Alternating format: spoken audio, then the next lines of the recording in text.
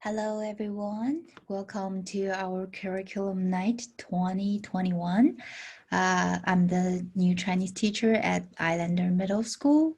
Welcome to our 7th grade Chinese class. I will be teaching both 7th and 8th grade Chinese this year.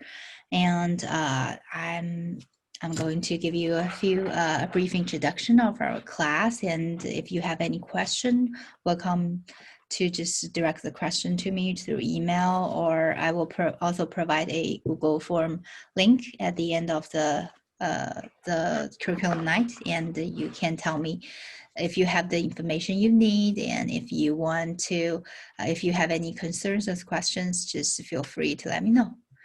Okay, so my name is Jing An, and a little bit about myself. I was born and raised in China. I lived in the city Nanjing for about 20 years, 22 years. Nanjing is on the east coast of China, and I grew up and went to college there, and went to Nanjing Normal University for my bachelor degree in teaching Chinese as a second language. After that, I applied for a graduate school, in Shanghai, in East China Normal University, and I did a 3-year study in language acquisition and got my first master degree. And then after that, I decided to accept a job offer and participate in the teacher exchange program and came to United States. I spent 2 years in Arkansas and taught in a high school, IB High School in Hot Springs, Arkansas. After that, I decided to further my education. So I went to UW in the College of Education and got my second master degree in multicultural education. After that, after I graduated in 2017, I accepted the job at Islander Middle School and taught 1 year here. And then for some personal reasons, I had to left and I had to leave. And now I'm back at this very special time. And I will still be teaching the 2 levels of Chinese at the middle school. Also, after I graduate and accept the job, I got married with my husband, and then we got this little guy in the middle. His name is Hachi. He is my puppy, and he will be invited to a lot of class as my virtual assistant since he speaks a little Chinese. He understands a lot of Chinese. So I want you to meet him too.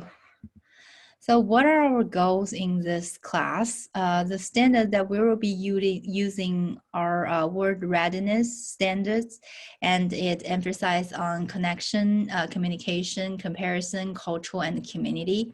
And the most important things that we are going to focus on are the communication part. So we will be measuring students' interpersonal, interpretive, and presentational skills in all communication modes: speaking, reading, using media, and writing, all these.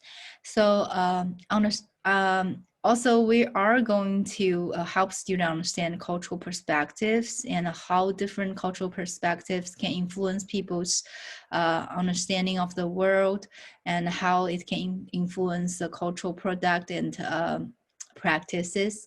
And I want students to build their critical thinking skills in this process by investigating and reflect on different cultural perspectives, and of course their own cultural perspectives. So our goal for the year 20 to 21 will be from 0 to Navis High.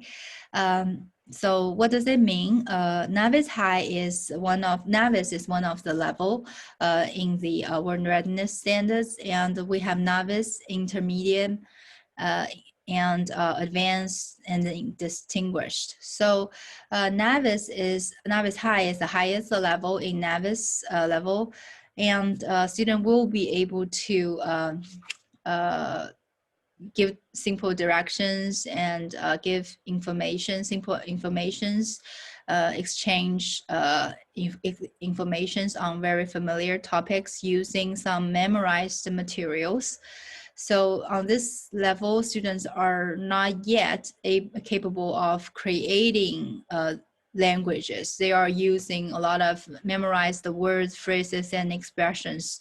And hopefully some of the students, they can get to an intermediate low where they start to create with the language, maybe not at all aspects, but in some aspects, like they may have a higher level in speaking than in writing, or they have a higher level in reading than speaking or writing. So it depends on different students. And how come it's only novice high, not a higher level? Because it will need like 480 hours for a new learner to achieve novice high. And with our remote learning mode right now, the language input is pretty limited because the instructional time are limited. So I'm hoping that when we move to in person, so maybe we will have more input for students and help students grow their levels quicker. And for our class, the topics that we are going to cover are introduction to China, Chinese cultural greetings, personal informations, and time and locations. And the material we're using is the Discovering Chinese Pro textbooks, which is ready for pickup at the front desk at school. And in our class, we will be doing both group work and individual work in real or remote classrooms. So right now, at this moment, the things that we are using are Nearpod, Flipgrid, Edpuzzle, Zoom, Quizlet, and Choice board. So I especially want to point out the Flipgrid, where I ask students to record their speakings, presentations. It's a great tool to measure students, to have students share their learnings on presentational skills. And also, since students can comment on each other's posts, so it kind of also touch on the interpersonal and interpretive modes of the language skills. So I really do encourage students to choose these kind of assignments, which also lead to the choice board, which is a strategy that will be used a lot in the class. So student will have the choice of different tasks that they can complete to share their learning.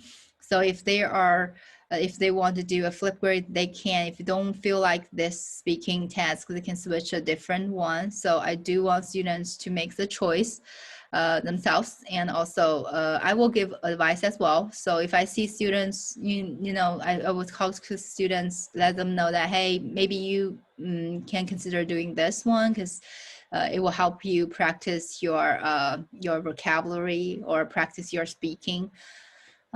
So for our grades and expectations, we have formative assessment, summative assessment, and participation.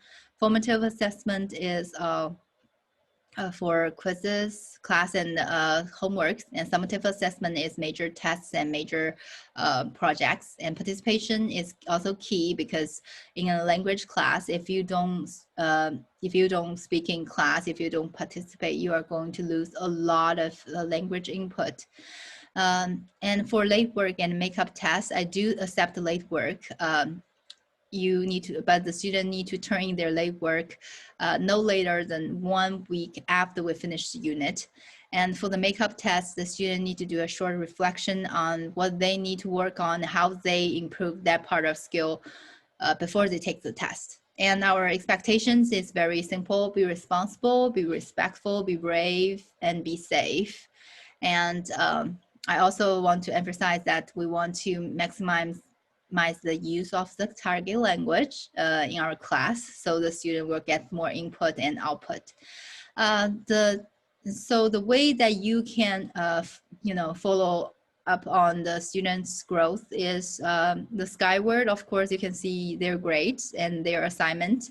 And in Schoology, yes, you can also see the assignments. And Week at a Glance is a great resource for you to see what is expected of the students per week, so they won't have they won't have assignments that is late for 2 or 3 weeks. They can get it down by the time it is due. So I can give more up-to-date feedback to them as well. So also you can email me, or maybe we can arrange a Zoom meeting if it's necessary for you. Just feel free to contact me. If we can, if we can keep the communication going, I say we can help the students, help them grow in my class and in general. So following this presentation, I want to know, by using the Google form, you can tell me that if you have got the information you need and do you have questions or concerns. And also you can email me. That's also a welcomed way to communicate.